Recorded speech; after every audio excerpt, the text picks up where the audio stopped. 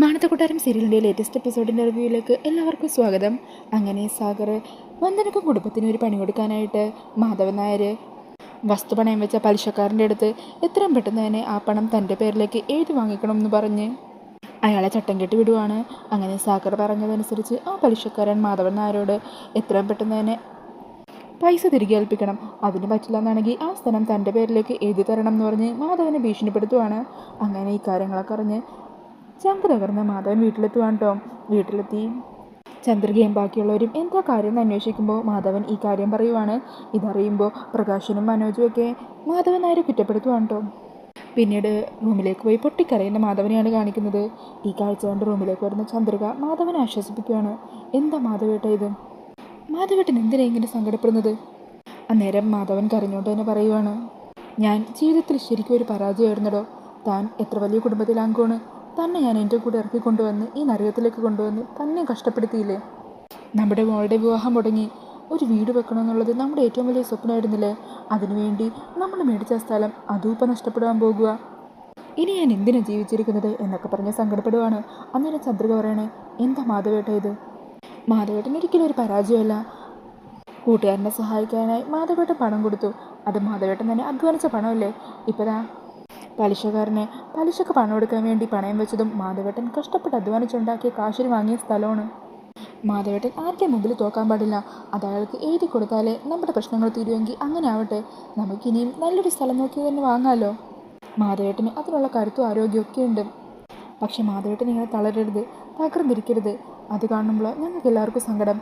മാധവേട്ടൻ തകർന്നാൽ കൂടെ തകരുന്നത് ഒരു കുടുംബം മുഴുവനും കൂടിയാണ്. എൻ്റെ മാധവേട്ടൻ ഒരിക്കലും ആർക്കും മുമ്പിലും തോക്കാൻ പാടില്ല. അങ്ങനെ അതൊക്കെ കേൾക്കുമ്പോൾ ചന്ദ്രികയെ ചേർത്ത് പിടിച്ച് നിൽക്കുവാൻ കേട്ടോ മാധവൻ. പിന്നീട് കാണിക്കുന്നത് സാഗറിൻ്റെ കൂടെ കള്ളുപിടിച്ചുകൊണ്ടിരിക്കുന്ന ആ പലിശക്കാരനെയാണ്. അയാൾ പറയണേ, എന്തൊക്കെ പറഞ്ഞാലും മാധവൻ്റെ ആ പ്രോപ്പർട്ടി ഉണ്ടല്ലോ അത് കണ്ണായ സ്ഥലത്ത് തന്നെയാണ്. പണ്ട് കാശൊക്കെ കുറവുള്ള സമയത്ത് മാധവൻ വാങ്ങിച്ചതാ. ഇപ്പോൾ അതിന് വാങ്ങിച്ച സമയത്തതിനേക്കാളും 10 ഇരട്ടി വിലയാണ് കിട്ടുന്നത്.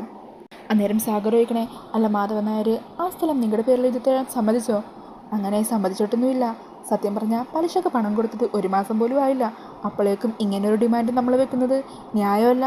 പക്ഷേ ഇന്ന് ഞാൻ മാധവനെ ശരിക്കും ഭീഷണിപ്പെടുത്തി വിട്ടിരിക്കുന്നത്. അയാൾക്ക് വേറെ വഴിയില്ല. അന്നേരം സാഗർ പറയണേ, ആ സ്ഥലമേ അയാൾക്ക് ഭയങ്കര അറ്റാച്ച്മെൻ്റുള്ള സ്ഥലമാണ്. അവിടെ വീട് വെക്കണമെന്ന് അയാളുടെ കുടുംബത്തിൻ്റെ ആഗ്രഹം. അതൊരിക്കലും നടക്കാൻ പാടില്ല. അവർക്കെല്ലാം നഷ്ടമാകണം. ഈ സമയം പലിശക്കാരൻ്റെ ഫോണിലേക്ക് ഒരു കോൾ വരുവാണ്. ആ കോള് കാണുന്നതും അയാളങ്ങ് പേടിച്ചു പോകുവാണ് കേട്ടോ. അങ്ങനെ ഭയഭക്തിയോടെ ആ കോളൊക്കെ അറ്റൻഡ് ചെയ്യുക. Hello sir. എന്താ സാർ ഈ സമയത്ത് വിളിച്ചത്? അന്നേരം അയാൾ ദേഷ്യപ്പെടുവാണ്. താൻ മാധവൻ നായരുടെ സ്ഥലം എഴുതി വാങ്ങിക്കാൻ പോകുവാണല്ലേ. അതാരാണെന്നറിയോ?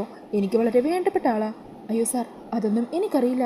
ഞാൻ ചുമ്മാ തമാശക്ക് അങ്ങനെ അയാളോട് പറഞ്ഞെന്നേ ഉള്ളൂ. അന്നേരം അജ്ഞാതം പറയണേ, താനിതുപോലെ തമാശ ചെയ്താലേ തിരിച്ച് ഞാനും പല പല തമാശകൾ ചെയ്യും. അത് ചിലപ്പോൾ തനിക്ക് താങ്ങാൻ പറ്റിയെന്ന് വന്നു എന്ന് വരില്ല. അയ്യോ സാർ, ചതിക്കരുത്, ഒന്നും ചെയ്യരുത്. അങ്ങനെയാണെങ്കിൽ താൻ ഉടനെ തന്നെ മാധവൻ നായരുടെ കയ്യിൽ നിന്ന് വാങ്ങിച്ച ആ വസ്തുവിൻ്റെ പ്രമാണം അത് മാധവന് തിരികെ ഏൽപ്പിക്കണം. ചെയ്ത തെറ്റിന് മാപ്പും പറയണം. ശരി സാർ, ഞാൻ സാറ് പറയുന്നത് പോലെ തന്നെ ചെയ്തോളാം. അങ്ങനെ പേടിച്ച് അയാൾ ഫോണൊക്കെ കട്ടാക്കുക. എന്നിട്ട് സാഗറിനോട് പൊട്ടിത്തെറിക്കണേ, എടോ സാഗറെ, തൻ്റെ കൂടെ ചേർന്ന് കഴിഞ്ഞാലേ എനിക്കും കൂടി അത് ദോഷമാണ്. അതുകൊണ്ട് ഇനി നമ്മൾ തമ്മിൽ ഒരിടപാടുമില്ല, എന്നെ വിട്ടേക്ക്. അങ്ങനെ പറഞ്ഞ് അയാൾ അവിടെ നിന്നും പോകുവാണ് കേട്ടോ. ഈ സമയം സാഗർ ഓർക്കുക, അന്നാ എസ്ഐക്കൊപ്പം കള്ളു കുടിച്ചുകൊണ്ടിരുന്നപ്പോഴും ഇതേപോലെ തന്നെ സംഭവിച്ചത്. എൻ്റെ പ്ലാനുകളെല്ലാം തകർക്കുന്ന ഒരു അജ്ഞാതനുണ്ട്. എന്നാലും ആരായിരിക്കും അയാളുടെ ലക്ഷ്യം എന്താണ് എന്ന് പറഞ്ഞ ടെൻഷനോടുകൂടി ആലോചിച്ച് നിൽക്കുവാണ് സാഗർ. പിന്നീട് കാണിക്കുന്നത് മനോജ് പുറത്ത് ഫോൺ വിളിച്ച് സംസാരിച്ചുകൊണ്ട് നിൽക്കുമായിരിക്കും. ഈ സമയത്ത് ഒരു ഓട്ടോയിൽ വസന്തേൻ്റെ ഭർത്താവ് സതീഷും കൂടി വന്നിറങ്ങുവാണ് കേട്ടോ. അങ്ങനെ അവർ മനോജിനെ കാണുമ്പോൾ മനോജിനോട് സംസാരിക്കുമായിരിക്കും. ഈ സമയം പ്രകാശനും അങ്ങോട്ടേക്ക് വരുന്നുണ്ട്. അതെ വസന്തേ, ഞാനാ നിന്നെ വിളിച്ച് കാര്യങ്ങളൊക്കെ പറഞ്ഞെന്ന് നീ പറയാൻ നിൽക്കരുത് കേട്ടോ. അതൊന്നും ഞാൻ പറയില്ലെന്നേ. ഈ സമയം സതീഷ് പറയണേ, നിങ്ങൾ മാധവൻ നായരുടെ മക്കളല്ലേ. അങ്ങേരുടെ മക്കളെന്ന് പറയുമ്പോൾ അഭിമാനത്തോടെയല്ലേ നിങ്ങൾ നിൽക്കേണ്ടത്. എന്നിട്ട് നിങ്ങളതാ നിങ്ങളുടെ അച്ഛനോട് ഇങ്ങനെ പെരുമാറുന്നത്. ഇതുപോലുള്ളൊരവസ്ഥയിൽ നിങ്ങളല്ലേ അച്ഛൻ്റെ കൂടെ നിൽക്കേണ്ടത്. ഈ മനുഷ്യൻ നിങ്ങളൊന്നും മിണ്ടാതിരിക്കുന്നുണ്ടോ എന്ന് വസന്ത പറയുവാണ്. ഇതേസമയം മാധവനും പുറത്തേക്ക് ഇറങ്ങാൻ റെഡിയായിട്ട് വരുമായിരിക്കും. അപ്പോഴാണ് വസന്തേനെ കാണുന്നത്. ഇതാര്, വസന്തയോ? നീ എന്താ പതിവില്ലാതെ പ്രകാശം വിളിച്ചിട്ടാണോ വന്നത്? അല്ലച്ച എന്ന് വസന്ത പറയുവാണ്. അന്നേരം സതീഷ് പറയണേ, അച്ഛാ സത്യം പറയാലോ, പ്രകാശം വിളിച്ചിട്ട് തന്നെയാണ് വന്നത്. ഇവിടുത്തെ കാര്യങ്ങളൊക്കെ ഇവളെ വിളിച്ചറിയിച്ചു. അന്നേരം മാധവൻ പറയണേ, എന്താണെങ്കിലും നിങ്ങൾ വന്നാൽ നന്നായി. വാ, അകത്തേക്ക് കയറിയിരിക്കും. എല്ലാവരോടുമായിട്ട് ചില കാര്യങ്ങൾ പറയാനുണ്ട്. അങ്ങനെ മാധവൻ ആ ഒരു വരാന്തയിൽ തന്നെ ഇരിക്കുവാണ്. ഈ സമയം എല്ലാവരും അങ്ങോട്ടേക്ക് എത്തുവാണ് കേട്ടോ. എന്നിട്ട് മാധവൻ എല്ലാവരോടായിട്ട് പറയണേ, അതെ എല്ലാവരോടായിട്ട് ഒരു വിശേഷം പറയാനുണ്ട്. ഞാൻ വന്ദനമോളുടെ വിവാഹം നടത്താൻ പലിശക്കാരൻ്റെ കയ്യിൽ വീട് വെക്കാൻ വേണ്ടി വാങ്ങിയ ആ സ്ഥലമാണ് പണയം വെച്ചത്. ആ സ്ഥലം അയാൾക്ക് ഞാൻ പ്രമാണം ചെയ്ത് കൊടുക്കാൻ തീരുമാനിച്ചു. അതേക്കുന്നത് പ്രകാശ് ചോദിക്കണേ, അച്ഛൻ ഞങ്ങൾ മക്കൾക്കായിട്ട് ആകെ അച്ഛൻ്റെ കയ്യിലുള്ള സ്വത്തെന്ന് പറയുന്നത് ആ സ്ഥലമായിരുന്നു. അതും കൂടി പോയാൽ പിന്നെ ഞങ്ങൾക്ക് എന്താ ഉള്ളത്? എല്ലാം അച്ഛൻ തന്നെ നശിപ്പിച്ച് കളഞ്ഞില്ലേ? ഈ സമയം വസന്ത പറയണേ, മോളുടെ വിവാഹം നടത്താൻ എന്നാലും അച്ഛൻ ഇങ്ങനൊരു പണി തന്നെ ചെയ്തു വെച്ചല്ലോ. ഇവിടെ എൻ്റെ വിവാഹം നടന്നു, എന്നാൽ എൻ്റെ ഭർത്താവ് ഒരു നയാ പൈസ പോലെ സ്ത്രീധനം വേണ്ടെന്ന് പറഞ്ഞു. അത് കേട്ടതും അച്ഛൻ പിന്നൊന്നും നോക്കാതെ എന്നെ അങ്ങ് കെട്ടിച്ചു കൊടുത്തല്ലോ. അങ്ങനെ അദ്ദേഹം പറഞ്ഞെങ്കിലും എന്തെങ്കിലും കണ്ടറിഞ്ഞ് ചെയ്യേണ്ടത് അച്ഛൻ്റെ കടമയല്ലേ? അന്നേരം മാധവൻ പറയണേ, നിന്റെ വിവാഹം നടത്തിയപ്പോൾ ഒരു കുറവില്ലാതെ നല്ല രീതിക്ക് തന്നെയാണ് നിന്നെ ഞാൻ കല്യാണം കഴിച്ച് വിട്ടിട്ടുള്ളത്. അന്നേരം വസ്തു പറയണേ, എങ്കിലേ അങ്ങനെയാണെങ്കിലും ഒരു 30 പവൻ സ്വർണ്ണമെങ്കിലും തന്നുകൂടായിരുന്നു അച്ഛന്. അന്നേരം സതീഷ് പറയുന്നുണ്ട്, എനിക്ക് സ്ത്രീധനത്തിലൊന്നും തീരെ താല്പര്യമില്ല. അന്നേരം വസ്തു പറയണേ, നിങ്ങൾക്ക് വേണ്ടായിരിക്കും, പക്ഷെ എനിക്ക് വേണം. എനിക്ക് വളർന്നു വരുന്നതേ 2 പെൺകുച്ചുങ്ങളാണ്. ഇപ്പതാ ഉള്ളൊരു സ്ഥലവും കൂടി പലിശക്കാരനുകൊണ്ട് വിറ്റു തുളക്കാൻ പോകുമല്ലേ? ഈ സമയം മാധവൻ പൊട്ടിത്തെറിക്കണേ, അതെ നിർത്ത്.